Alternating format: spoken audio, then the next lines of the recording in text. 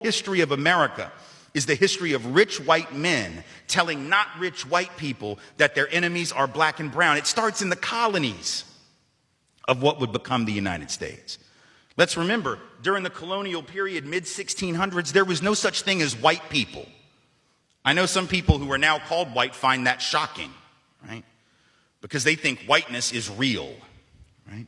But whiteness was created. Europeans didn't call themselves white. We didn't call ourselves white. We weren't all members of one big happy family. Are you kidding? Have you studied the history of Europe? The history of Europe was about killing each other. That's what we did in Europe. We just killed each other before we figured out there were other people to kill. We just killed each other, right? I mean, that was the history of Europe. The English hated the Irish, right? Northern Italians didn't even think that Southern Italians were Italians. The Germans hated everybody, and everybody hated their ass right back, right? There was no team called white, no race called white, but all of a sudden, in the middle of the 1600s, there was. Why? Why was it suddenly necessary to create this thing called the white race? Well, because rich people can count, that's why. And so rich folks looked around, the ones that owned all the land, you know, in the colonies, the colonial elite, looked around and they realized something, that they were heavily outnumbered by African enslaved folks, by European indentured servants, who were just one level above a slave, or other Europeans who weren't technically indentured servants, but they were still peasants, didn't have any money, didn't have any land, and they could do the math. They added it up, and they were like, damn, we got to figure out a way to split these folks apart from one another, or they're going to rise up and take our stuff, right? Because after a while, these black folks who were enslaved Africans and these quote-unquote white folks who were poor Europeans are going to figure out they're all getting played by these rich people. Right? So ultimately, the rich figure out they got to come up with some way to get somebody in that group on their team. The easiest thing is to get the poor Europeans, right? Because at least they look like you. They sort of share some of the customs and the culture. So they all of a sudden create this thing called whiteness, and they say, now you're part of the club. Now we're going to let you testify in court, enter into contracts, vote, at least if you're a man, own a little bit of land, at least if you're a man, right? And we're going to get rid of indentured servitude. No more of that, because you're too good for that. And we're going to take the white men, now called white men, and put them on the slave patrol to keep black people in line. Give them a horse and a gun and a badge and make them feel big and powerful, right? They're still poor.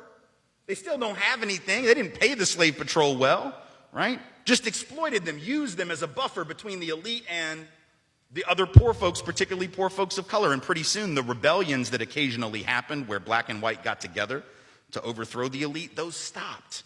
Because the divide and conquer had begun to work, right? You could turn people against each other by telling those poor white folks, they got to keep these black people in line.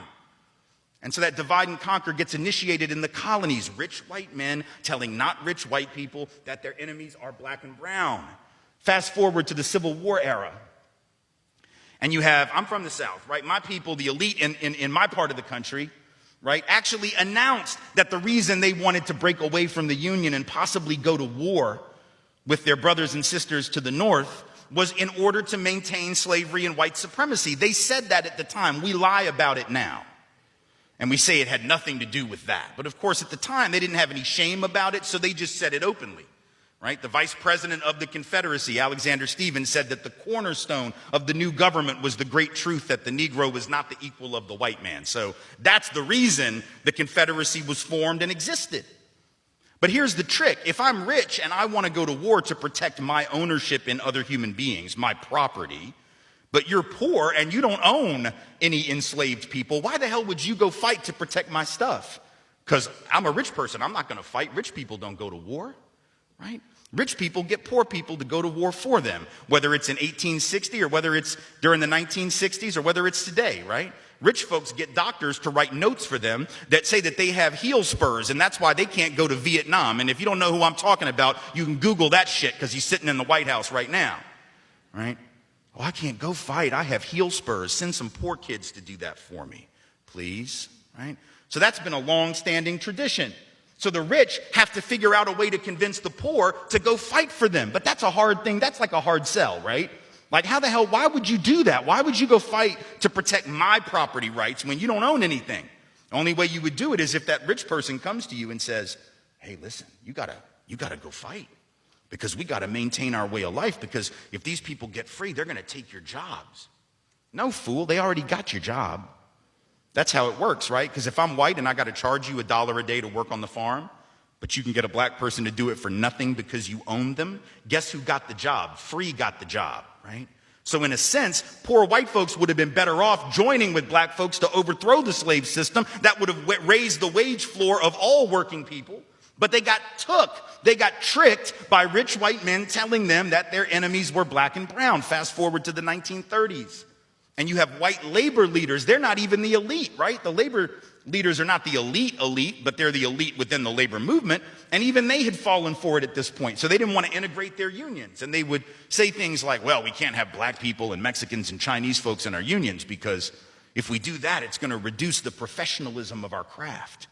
We have to maintain the integrity of our profession. No, fool, you need more people in the damn union is what you need.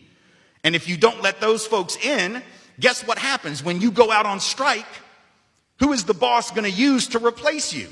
They're going to replace you with the very same black and brown folks that you didn't want to work next to, right? And so at the end of and then you're going to blame them for taking your job rather than the white rich dude for giving it to them, right? Divide and conquer. Telling not rich white folks that their enemies are black and brown. And now we fast forward to the president. We got the president of the United States becoming president on the basis of that same rhetoric. Telling not rich white folks that the reason they don't have a job is because Mexicans took them.